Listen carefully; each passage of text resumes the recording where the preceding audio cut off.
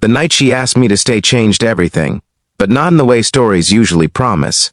It didn't begin with warmth or certainty. It began with rain streaking down a Chicago apartment window, my coat still damp in my hands, and a moment where one choice felt heavy enough to tilt an entire future. Some nights whisper. This one pressed its weight against my chest and dared me to decide who I really was. If you believe in kindness, second chances, and quiet moments that shape our lives, take a second right now to like this video, share it with someone who believes in love that grows slowly, drop a comment, and subscribe to the channel. Your support keeps stories like this alive. Her name was Sarah Whitman, and she lived in a third-floor walk-up not far from Lake Michigan, the kind of place with old radiators that knocked at night and floors that remembered every step. I was Michael Carter, recently divorced, emotionally tired, and trying to convince myself that loneliness was just another word for peace. We had met through mutual friends, bonded over shared faith and shared wounds, and built something fragile and careful over months. Nothing rushed, nothing careless. That night, a storm trapped me there after a late dinner and a long conversation that peeled back layers neither of us had planned to show. The apartment smelled faintly of coffee and old books, and the lights were low, not romantic but tired, like us. When she asked me to stay the night, it wasn't bold or dramatic. It was gentle, almost afraid, offered with the understanding that I might say no. She gestured toward the sofa, already prepared to make space, already protecting both of us from assumptions. In that moment, everything I had survived crowded my thoughts. The broken promises of my past marriage, the nights where love had blurred into convenience, the fear that staying, even on a sofa, might mean crossing a line my heart wasn't ready to cross.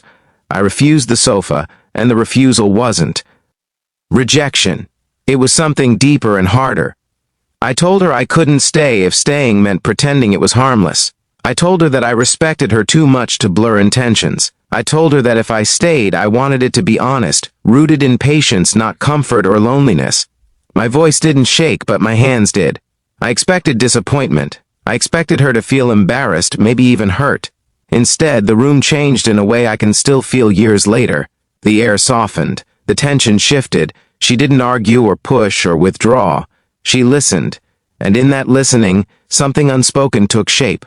The storm outside grew louder, thunder rolling like a warning and a promise all at once. I gathered my coat, unsure if I had just ruined everything or protected something precious before it could be damaged. Walking out into the rain felt like punishment and relief combined. My shoes soaked through before I reached the sidewalk. Every step away from her door echoed with doubt. I wondered if my choice was rooted in faith or fear. I wondered if I had mistaken self-control for righteousness. I prayed silently as I walked, asking God to make sense of a decision that felt both right and unbearably lonely. The days that followed were quiet in a way that hurt. No messages, no explanations. I assumed I had failed some invisible test. I returned to my routines, to early morning prayers and long workdays, telling myself that doing the right thing doesn't always feel good. I tried to let go of the image of her apartment, the rain, the way the night had paused as if waiting for me to choose differently. A week later, she reached out, not with emotion, not with confusion, but with gratitude. She told me that no one had ever refused comfort out of respect before, that my choice had made her feel safe in a way she hadn't known she needed. She told me gave her space to trust what was growing between us instead of rushing it into something fragile. Reading her words felt like warmth returning to my hands after being numb for too long. What followed wasn't a sudden romance or a dramatic reunion. It was slower and more meaningful than that. We met again, this time in daylight, walking along the lake as the city moved around us. We talked about boundaries, about faith, about how love should add peace instead of anxiety.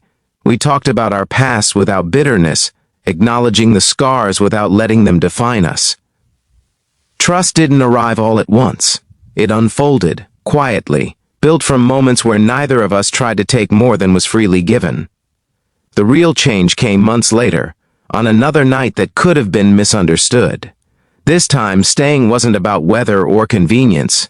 It was about commitment. When I stayed then, it felt different because it was different. It was chosen with clarity instead of impulse. There was no sofa involved, no unspoken questions hanging in the air. Just two people who had learned that love isn't proven by how close you get, but by how carefully you move. Looking back, I understand now that refusing the sofa wasn't about distance. It was about direction.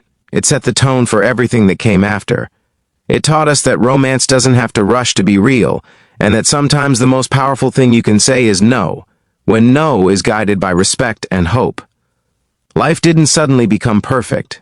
We faced disagreements, long conversations, and moments where old fears resurfaced. But every challenge felt navigable because it was built on that early decision to protect something before it even had a name. Faith stopped being an idea we shared and became a practice we lived, choosing patience over impulse again and again. If this story is stirring something in you, if it reminds you of a moment where doing the right thing cost you comfort, take a second near the end of this video to like, share, and subscribe. These stories exist because hearts like yours recognize their truth. Before the ending, I want to ask you something special. Please comment below with the words "I choose respect" if this story resonated with you, or share a moment when a hard choice led to something beautiful. Years later, when I think of that rainy Chicago night, I don't remember the cold or the doubt as much as I remember the quiet strength it took to walk away. Some love stories begin with passion. Ours began with restraint, and in that restraint, we found something rare, something lasting, something that didn't need to rush to be real.